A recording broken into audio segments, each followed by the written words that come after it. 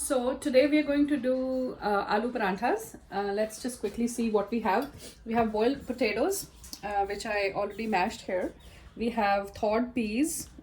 We have cut onions, chopped onions that we put in this, and we are going to mash them all together.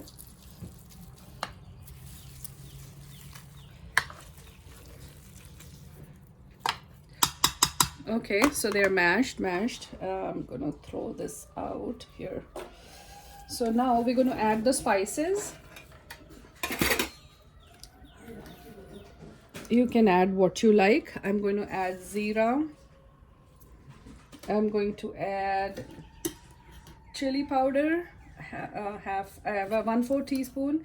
I'm going to put some crushed chilies, half a teaspoon also, 1 teaspoon salt, and I'm going to put some ajwain as well. It's up to you, whatever you want.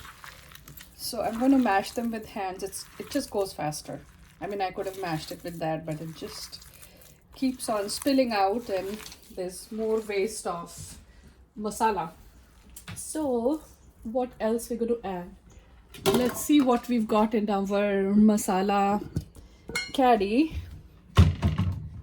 This is dhania powder, fresh ground dhania powder. There's no rules that you have to put one thing or the other. You can just do what you like.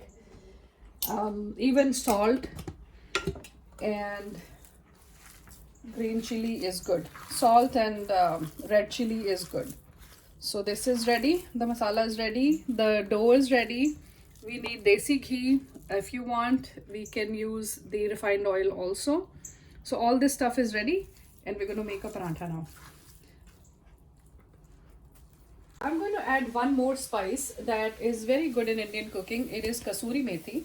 I've already put it in a jar, but it's very easy, very inexpensive ingredient, but the flavor is very good if you put it in anything. So in aloo parantha especially, it's going to taste really good.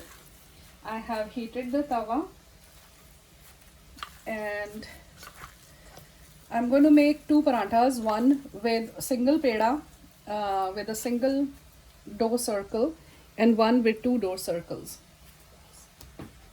I took the dough, I made a circle out of this, not a very big one, but just you can see the size. Here it is in my palm. So here, this is just a fancy thing moms used to do, so I learned it from them. You can go like that with the fingers to flatten it. You can put some dry dough. So the tawa is warming. So I have put it on medium heat. So you want to make sure when the parantha is ready, the tawa is very warm.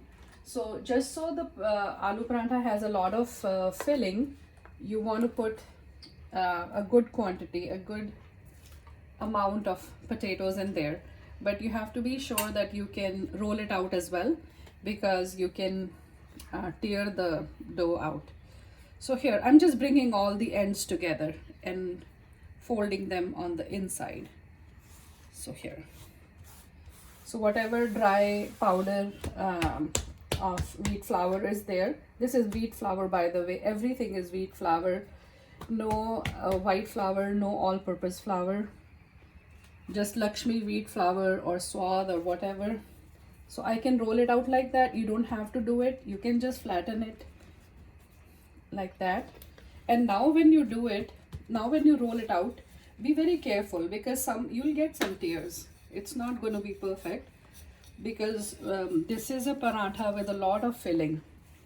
So you cannot expect it to be very perfect and have no tears at all. So do not be afraid, it's okay, but go very light-handed when you are rolling it out, and just make sure you do the sides of the parantha as well. A thinner parantha is obviously much better, but because we have onions and peas in it, so that's not helping it very much. because if you just make out of potatoes, then it is going to be a very thin paratha. But in this case, it's going to be not very thin. So I'm going to fry it in desi ghee. I realized that I've kept the refined oil also, but I realized that when you use desi ghee, you end up using less, and it just turns out better, crispier.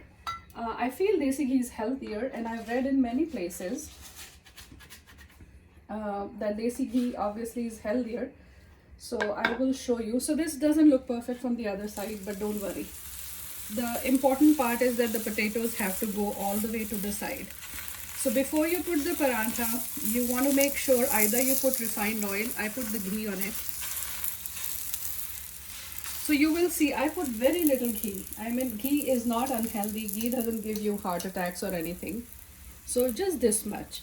The good thing about ghee is you end up using less, but oil, you just end up using more and don't even realize that, how much you're using. So again, the heat is medium.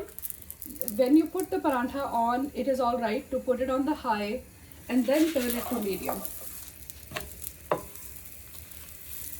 So here, you'll see how little ghee I'll use. It's okay to press. And one other thing that you can do is I don't believe in turning something over many times. You just have to know how many times to turn. So here. So another thing I want to tell you is I always look for very nice kitchen gadgets and cool stuff for the kitchen. I love my kitchen tools.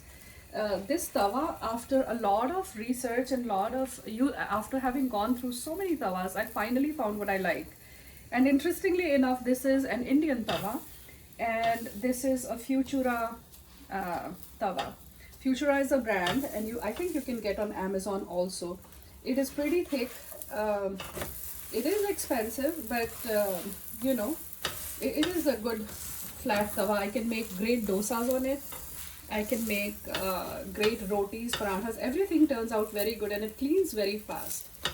So here. So this is what the paratha is looking like. You can see there's not a whole lot of ghee in it. And still it's looking good. The only ghee I put in there was the one I showed you. Now I'm going to put another, this little. You can use, if you don't have ghee, you can use Land O'Lakes butter also, because, or any butter. So here, if you do, doing this makes sure that it's cooked from inside as well. So this is not going to be a super unhealthy paratha. It's going to be very healthy paratha, and little bit of ghee is not going to hurt anybody, I promise. Whether you're diabetic, heart patient, or whoever. I'm not a doctor, but on reading about nutrition, I do feel that I love ghee. And there are only 3 or 4 oils you should really use in your cooking. So one important thing is, see how it is red. If you keep the flame high, all this stuff is not going to be red. It's going to be black. So it's very important. The flame is very important. So depending on how much crispier you want it to be, once it is done, make sure you put ghee at the very end. It just is a trick I learned from my mother-in-law, and it keeps the thing very crispy. For instance, if you were to fry this in refined oil, or in any other oil, then also once it is done, put the ghee on top. Like for instance, this is almost done, and this has turned out pretty good. So there's no ghee oozing out, but before serving it on the table, I'll just take some ghee and spread it out. And now it looks delicious. Here. Thank you for watching. So we just made a paratha with one peda, with one circle. Now we're going to make it with 2. So I just took this much circle. This one is going to be smaller now. I flattened it out. and I made these a little bit bigger. And I'm going to make this paratha with refined oil now. The first one I made with ghee only. This one I'm going to make with refined oil. Just that is also going to taste delicious. Just the trick is that in the end when you finish, just make sure before serving you put some ghee on it. So here. So take good quantity, lavish quantity of potatoes and make sure it goes all the way to the out. I really like if the paratha is very thin. So I'm going to roll it out as much as we can. So you have to see how much practice you have. Even if it is thicker the first time, do not be worried. It takes some practice to make a very thin aloo paratha. So the reason for using oil now is you can use any oil that you use for regular cooking. The reason is some people don't like the smell of ghee. So that is why I would use oil for this particular one.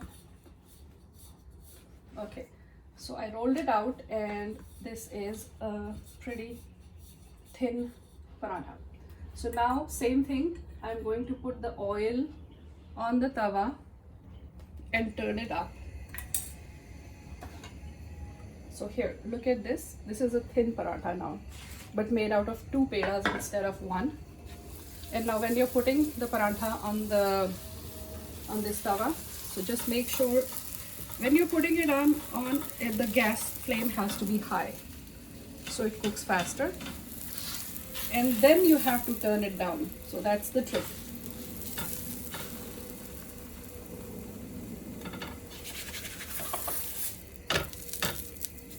So you turn it over. So I'm not, if you have to do the actual great paratha, then, people would put some oil on the other side also. I don't go crazy with oil. I just try to keep my things balanced. But this is where you can, at this step, you can just put the oil on the sides so it goes down.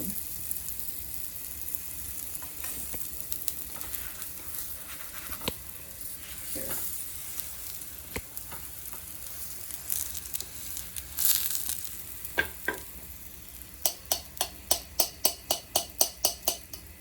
So here, I'm going to do this also, so it cooks from inside. You don't have to keep on turning the paratha over and over. So this is what it looks like from the other side.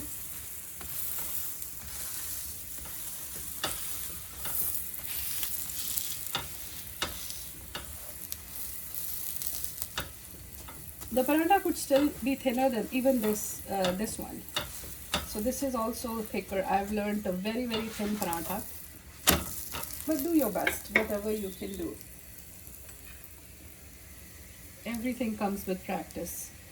Okay, see how little ghee we used, but on this one, we have to, when we are using oil, it takes more oil. So that is the difference.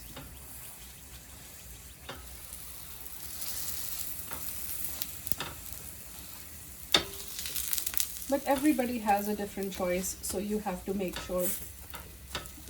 These might be distracting. These are the fried potatoes that we prepped for our Kashmiri dish, dum aloo. So I'm going to make a video on that as well. Whoops. See how nice it looks. Now here is the last step that I'm going to show you. See, the heat is medium. The heat is very important when you're cooking a paratha. So this is done now. And this last step, if you do, you will see what a big difference it makes. We are putting desi ghee on it. This is done. Thank you for watching.